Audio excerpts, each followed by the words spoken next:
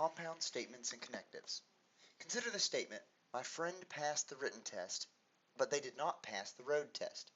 This is an example of a compound statement, a statement formed by using a connective to join two independent clauses or logical statements. The statement, my friend passed the written test, is an independent clause because it is a complete thought or idea that can stand on its own. The second independent clause in this compound statement is, my friend did not pass the road test.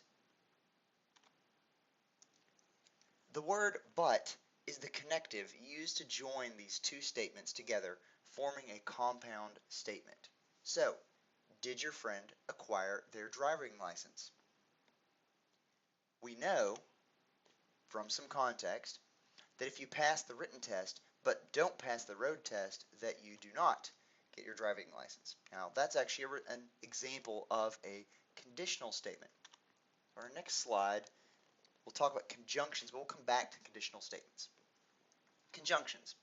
The joining of two logical statements with the word and or but forms a compound statement called a conjunction. In logic, for a conjunction to be true, all the independent logical statements that make it up must be true. The conjunction will be written symbolically as P, and then it's an upside down V, Q. And we read that as P and Q. Example, compound statement symbolically. Consider the compound statement, Derek Jeter played professional baseball for the New York Yankees and he was a shortstop. Define the statement P as, quote, Derek Jeter played professional baseball for the New York Yankees, end quote, and the statement Q as, quote, Derek Jeter was a shortstop, end quote. Write this statement symbolically. If we read this again, it's Derek Jeter played professional baseball for the New York Yankees, that would be P, and he was a shortstop. So we would use the symbol,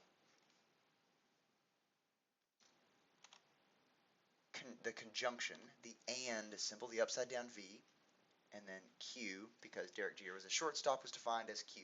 So we have the statement P and Q.